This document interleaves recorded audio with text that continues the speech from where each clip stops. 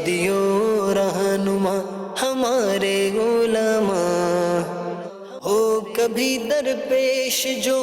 कोई मसला, पूछ ले हाजिर हो हम इनकी बारगाह।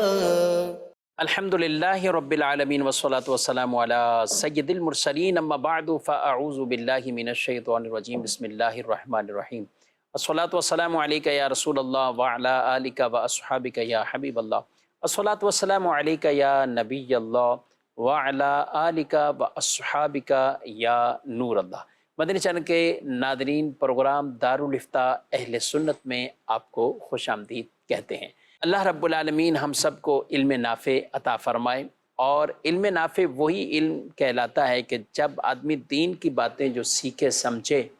तो वो महज रज़ा इलाही के लिए, फिर उस पर अमल पैरा हो, यानी उस इल्म ने उसको फ़ायदा पहुँचाया है और वो उसके मुताबिक अपनी ज़िंदगी को गुजारता है। इंसान इल्म का मोहताज रहता है। जी हाँ,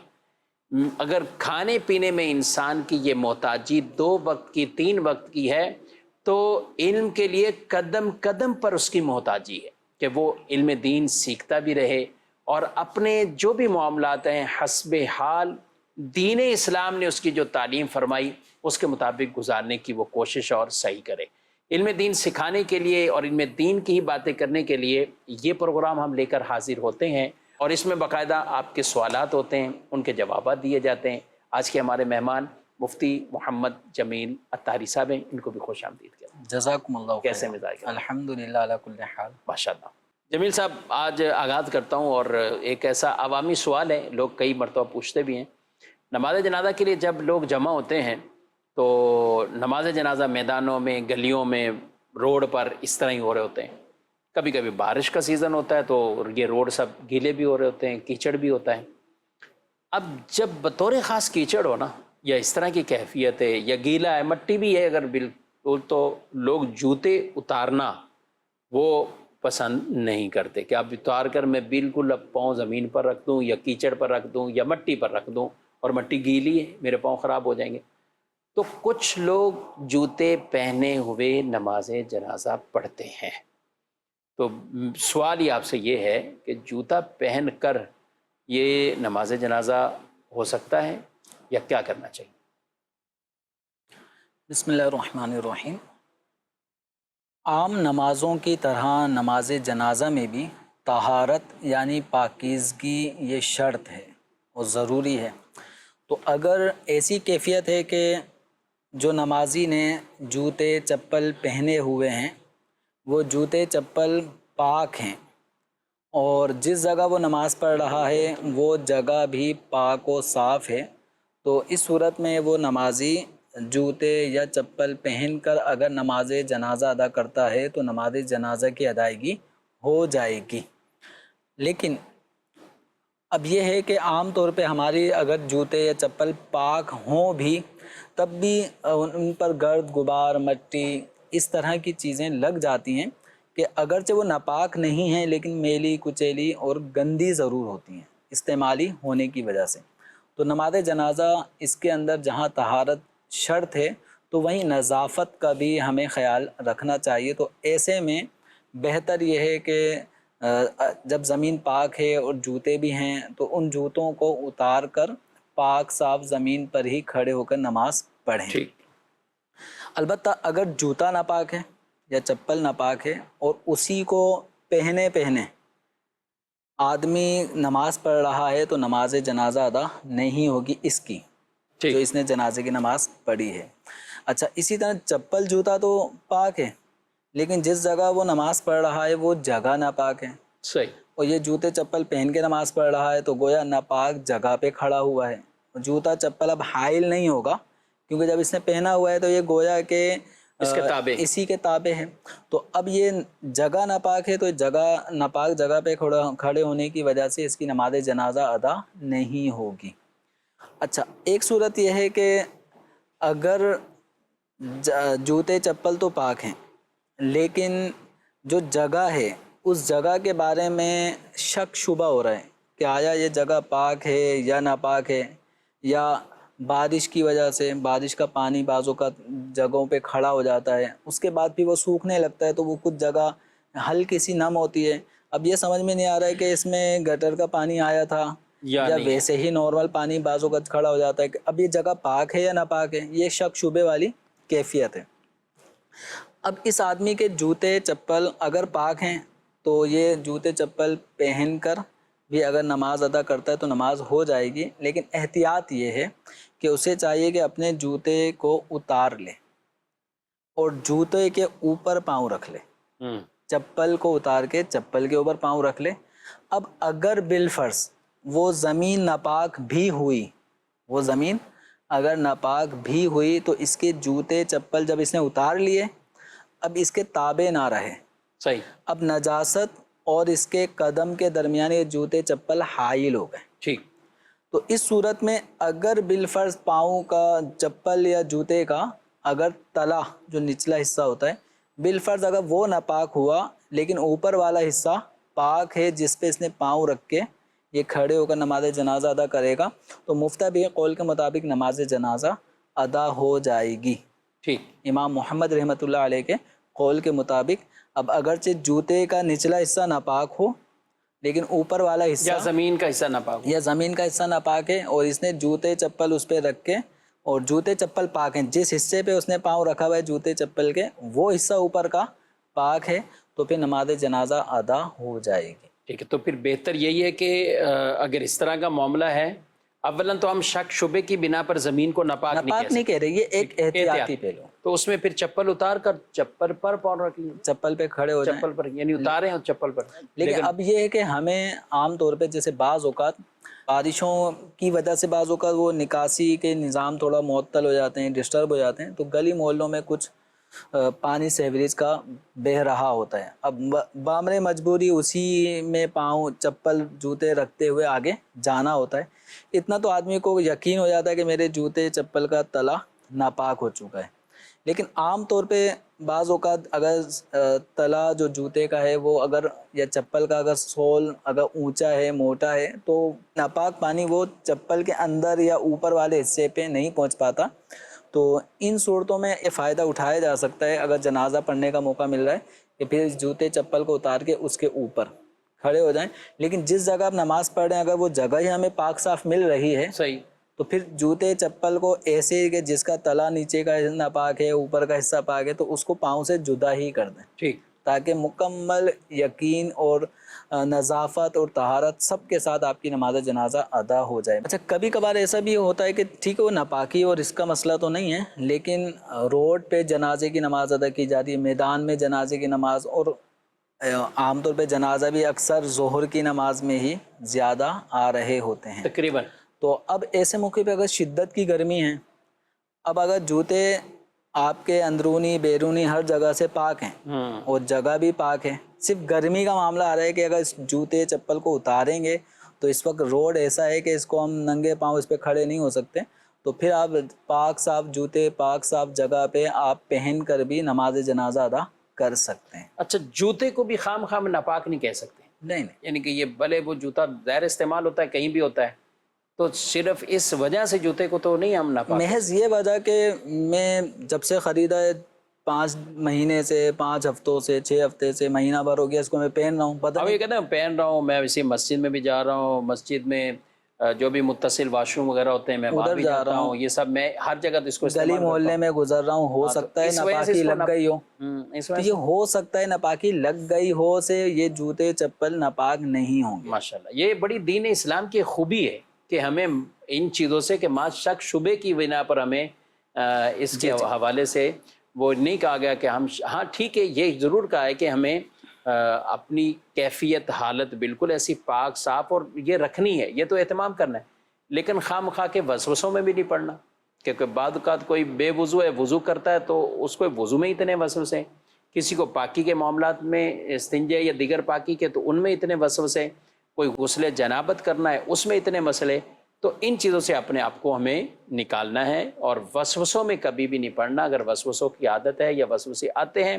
لا حول ولا قوت الا باللہ العلی العظیم، یعنی لا حول شریف کی یہ آپ کثرت کریں اور اپنا ذہن جب تک آپ اس سے نہیں نکالیں گے باہر تو یہ پھر آپ کو تنگ کرتے ہی رہیں گے، یہ وسوسے آتے ہی رہیں گے،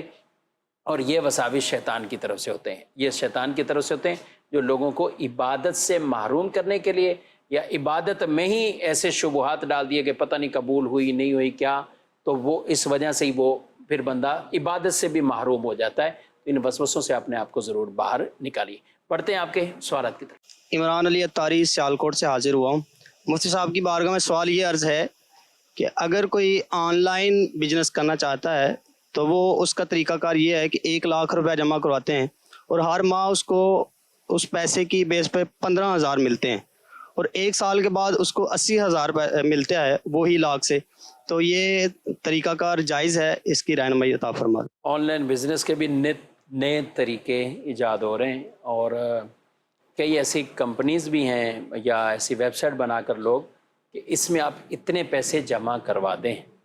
اور پھر آپ آگے جیسے کسٹمر ڈھونڈتے ہیں، دیگر اور کو بھی اس کمپنی کو جوائن کرنے کا کہتے ہیں، تو ان میں سے اس طرح کی بھی اب شروع ہو چکی ہیں۔ جیسے یہ کہہ رہے ہیں آن لائن بزنس سے 1 لاکھ دیتے ہیں اور یوں ہمارے بڑھ جاتے ہیں، کیا کہتے ہیں؟ دیکھیں یہ جو طریقہ کار انہوں نے جو بیان کیا ہے یہ آن لائن کے ساتھ ہی خاص نہیں ہے۔ مثال کے طور پہ کہ 1 لاکھ روپے آپ دیں، ہاں ہم آپ کو ہر مہینے 15,000 روپے نفع دیتے رہیں گے، اور 1 سال تک 15,000 روپے ہر مہینے نفع دینے کے بعد جب سال کا اختتام ہو جائے گا تو ہم آپ کو پھر 80,000 روپے پھر آپ کو دے دیں گے۔ تو دیکھیں اس کے اندر یہ جو طریقہ کار ہے پارٹنرشپ کے حوالے سے، اس کے اندر نفع کو روپے پیسوں کی مقدار میں ایک تو فکس کیا جا رہا ہے کہ ہم آپ کو ہر مہینے 15,000 روپے دیں گے۔ اب یہ 1 لاکھ روپے سے کام کیا ہوگا، کاروبار ہوگا بھی یا نہیں ہوگا، تو اب یہ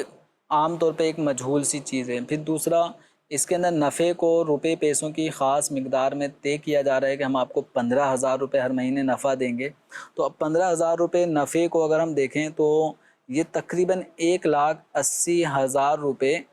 1 لاکھ روپے پہ آدمی ایک دیکھ رہا ہے کہ سال بھر میں مجھے 1,80,000 روپے کا پروفٹ ہوگا اور واپسی میں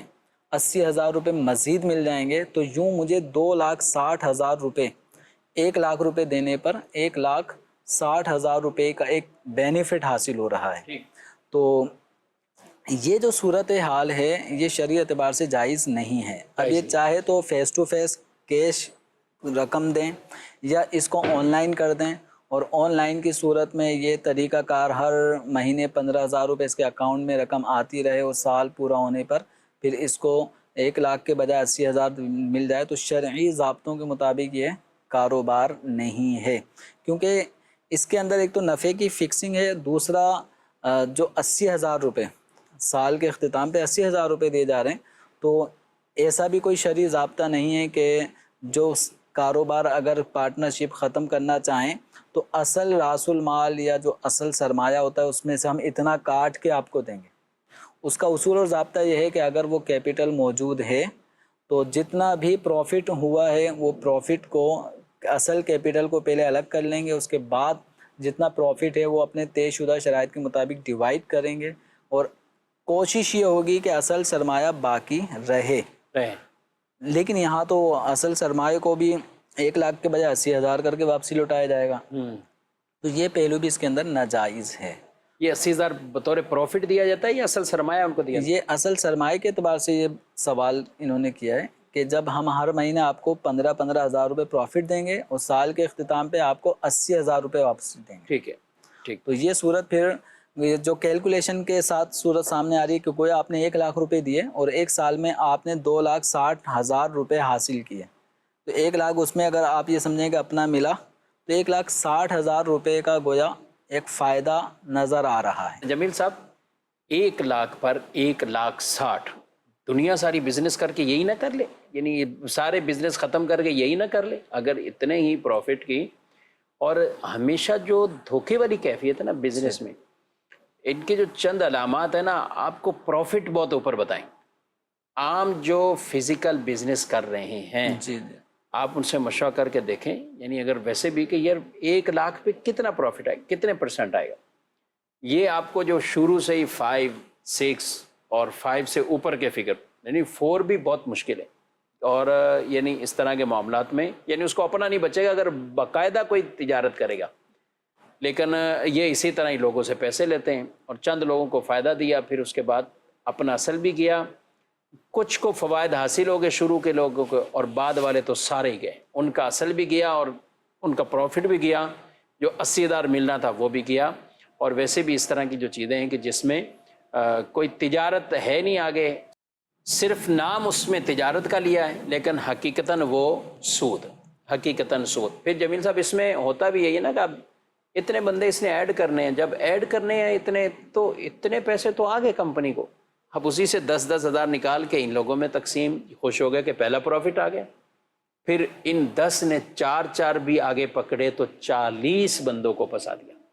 40 اپنا پروفٹ حاصل کرنے کے لیے ہر 40 میں سے ہر آدمی 4 آدمیوں کو آگے پکڑے گا، تو یہ ناظرین کرام ایک پورا جال بچھ جاتا ہے جس سے کئی لوگوں کے پیسے ہڑپ ہو جاتے ہیں۔ اس لیے ان چیزوں سے ضرور اپنے آپ کو بچانا چاہیے، اور ناجائز طریقے جتنے بھی مارکیٹ میں تجارت ضرور کریں، جائز طریقے کے مطابق ہو تجارت، نام تجارت ہو اور کام تجارت کا کچھ بھی نہ ہو، تو یہ بالکل غلط ہے۔ مزید سوال۔ میرا نام نعیم احمد عباسی ہے۔ میرا سوال یہ ہے کہ جو ہم کاروبار کر رہے ہیں یا جتنے بھی لوگ کاروبار کر رہے ہیں، دین اور شریعت کے حوالے سے مجھے یہ معلوم کرنا ہے کہ اس کے اندر نفع کی کیا لمٹ ہے، نفع کی لمٹ معلوم کرنا چاہتا ہوں۔ جی جمیل صاحب، درست کاروبار بھی کر رہے ہوں اور نفع کے لیے، کچھ لوگ تو کہتے ہیں نا آٹے میں نمک جتنا اتنا ہی نفع ہو،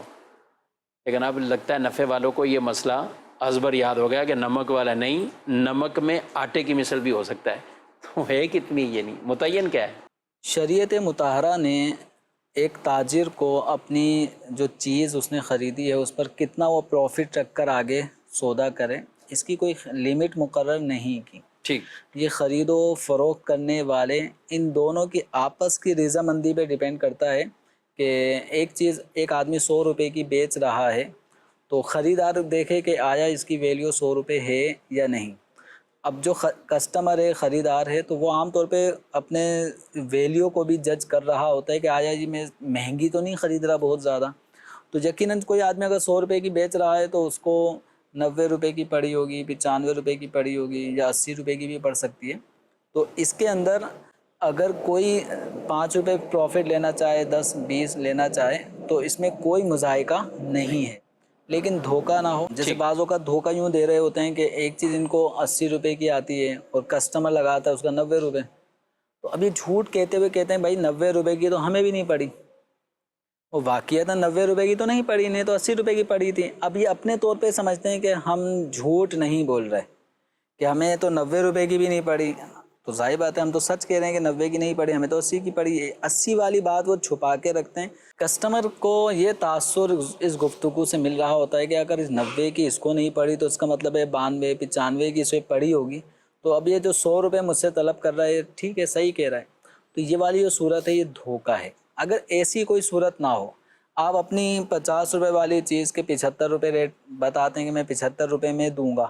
75 والی 80 والی چیز کا آپ کہتے ہیں میں 100 روپے میں دوں گا۔ اب کسٹمر ہے وہ خریدنا چاہے، وہ بھی اس کا پابند تو ہے نہیں نا کہ وہ آپ سے آپ کی منہ مانگی قیمت پر سودا کر ہی دے۔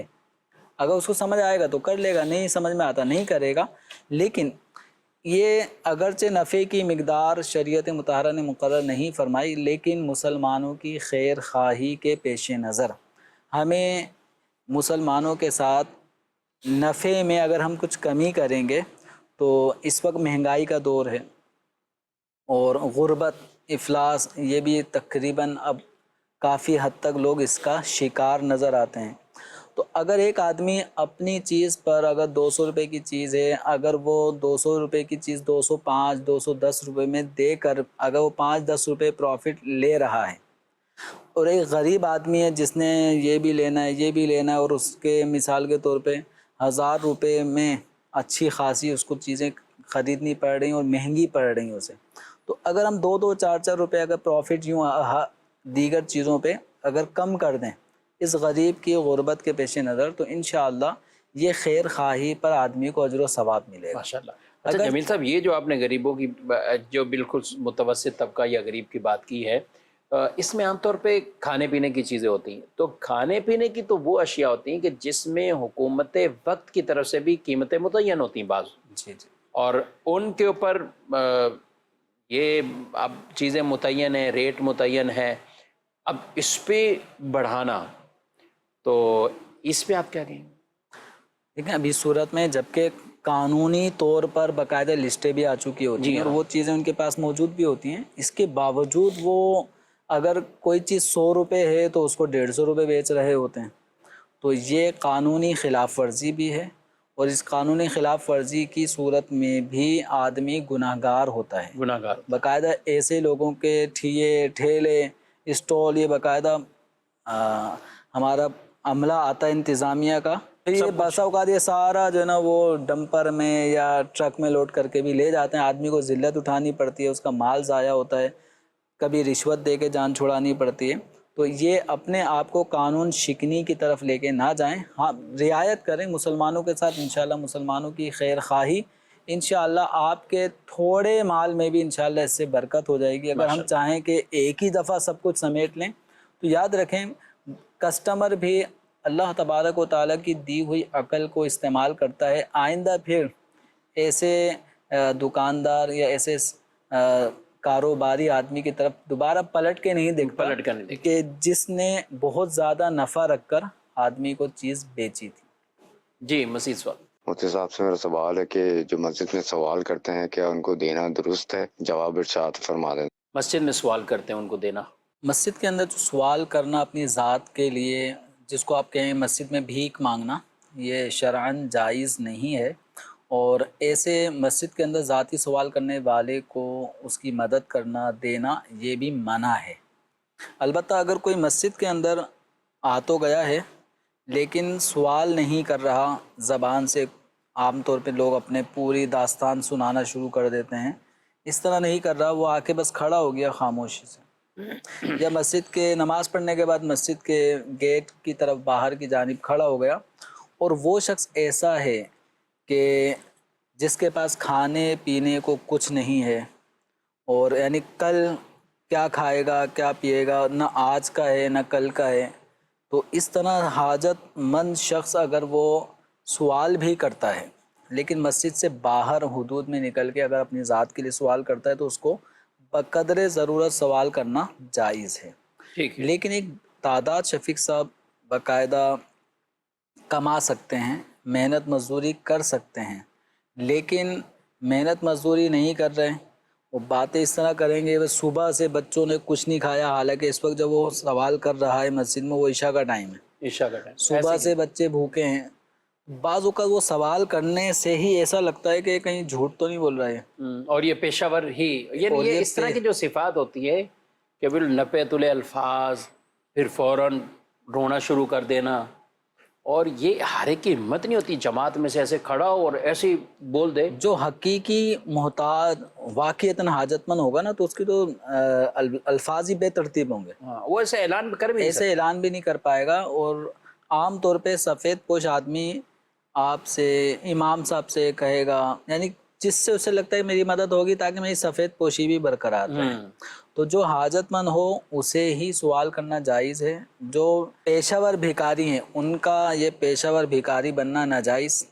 ان کا بھیک مانگنا ناجائز، ایسوں کو دینا، ان کے اس گناہ کے کام پر مدد کرنا ہے، تعاون کرنا ہے، یہ بھی ناجائز۔ بلکہ جو پیشہ ور بھکاری ہیں انہوں نے جو رقمیں لوگوں سے لی ہیں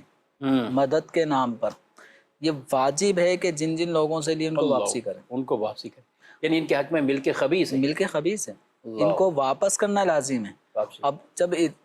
گاڑیوں میں آتے جاتے سارے پیسنجروں سے اگر ایک آدمی بھی ایک گاڑی میں چڑھے اور 2 ڈھائی 3 منٹ کے اندر وہ 50 روپے لے کے اترے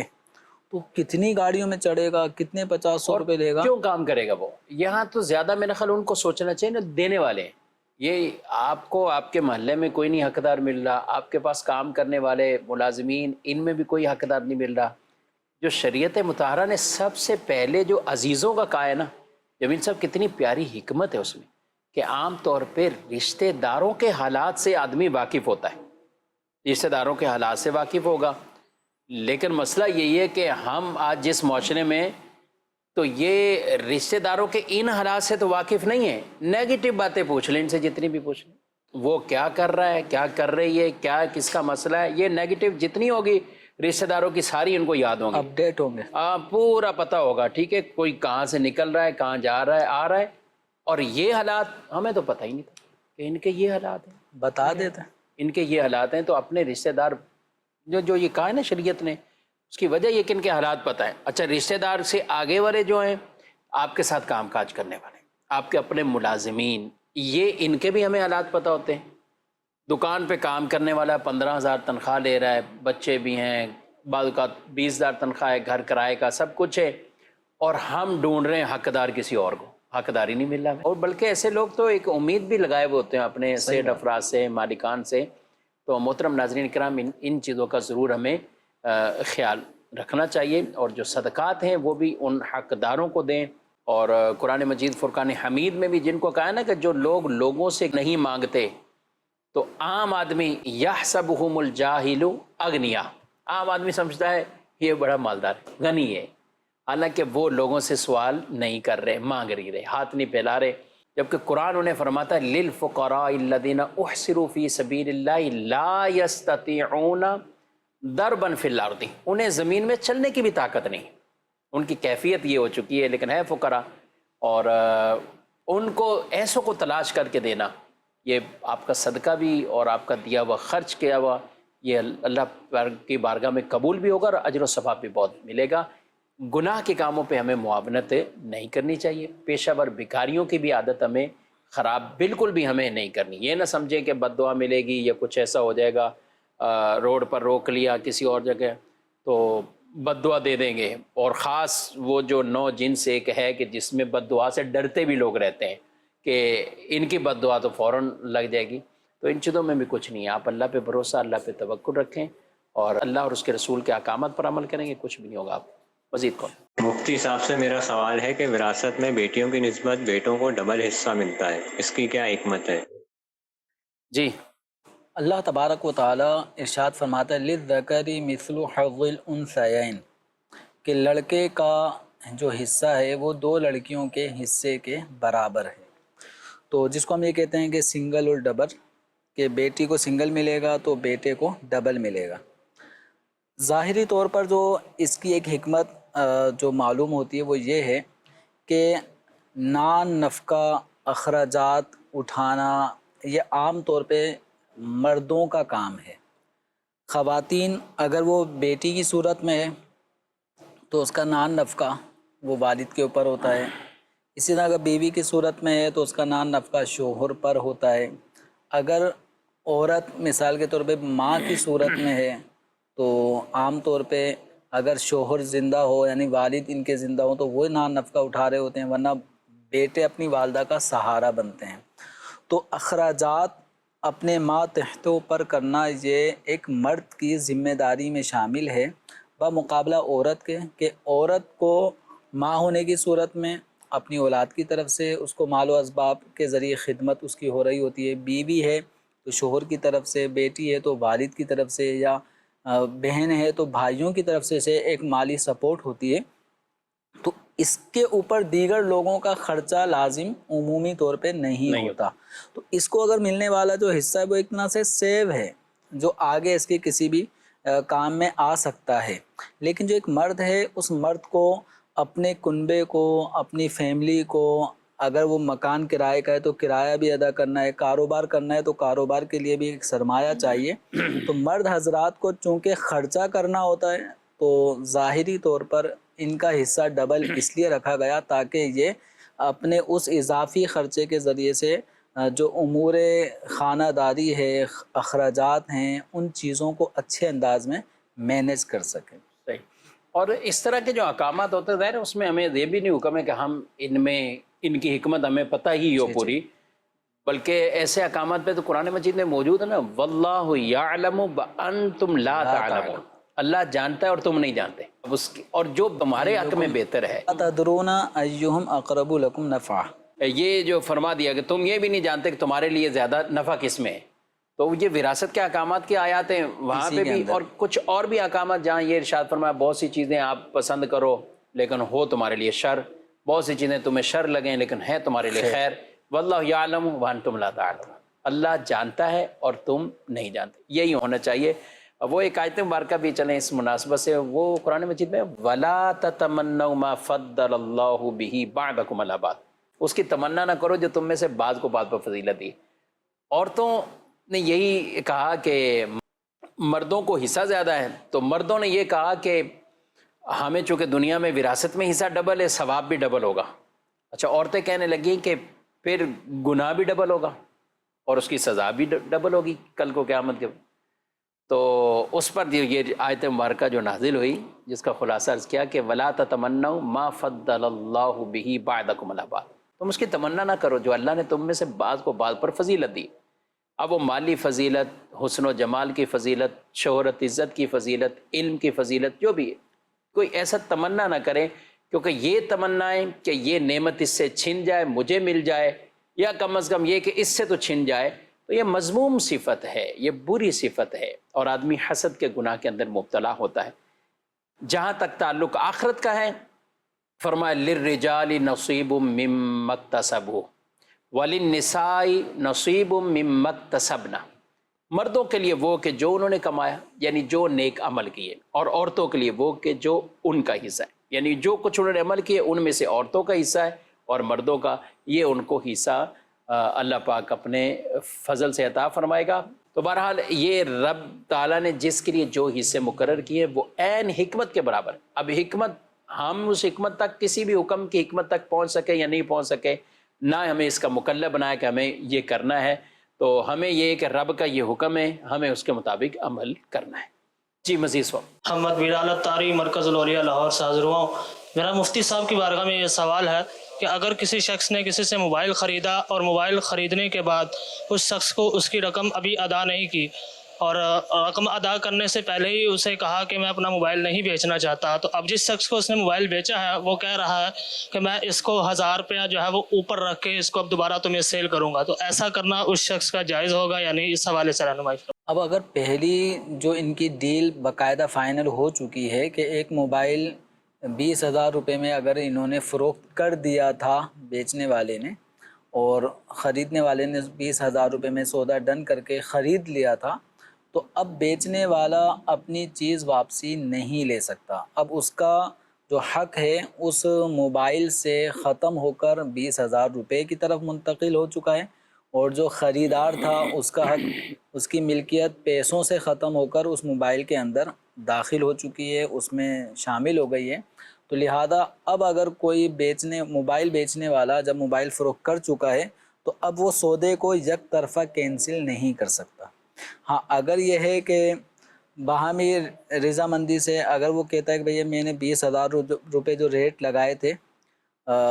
مجھ سے غلطی ہو گئی، ٹھیک، حالانکہ یہ موبائل 21,000 22,000 روپے تک کی اس کی ویلیو ہے، تو آپ یہ سودا کینسل کر لیں۔ اب اگر جو خریدار ہے اگر وہ کینسل کی طرف آمادہ ہو جاتا ہے اور 20,000 والا سودا باہمی رضامندی کے ساتھ، دونوں کی رضامندی کے ساتھ کینسل ہوتا ہے، تو اب یہ موبائل واپسی بیچنے والے کی ملکیت میں آ گیا، ٹھیک، اور جو روپے پیسے تھے وہ خریدار کی ملکیت میں واپسی آ گئے۔ اب اگر یہ چاہیں تو نئے سرے سے کوئی بھی ریٹ لگا کر وہ نیا سودا کرنا چاہیں تو کر سکتے ہیں، لیکن پہلا جو سودا ہے یاد رکھیں کہ وہ یک طرفہ کوئی بھی آدمی اس سودے کو فسخ کینسل نہیں کر سکتا۔ اس کا کینسل ہونا یا سودے کو ختم کرنا یہ دوسرے کی رضامندی پر موقوف ہوگا۔ ٹھیک ہے جی۔ ناظرین کرام، آپ نے پروگرام ملاحظہ کیا، ہمارے پروگرام کا وقت اپنے اختتام کو پہنچا ہے، آپ سے اجازت چاہتے ہیں۔ فی امان اللہ۔ ہادی و رہنما ہمارے علماء، ہو کبھی درپیش جو کوئی مسئلہ، پوچھ لیں حاضر ہوں ہم ان کی بارگاہ۔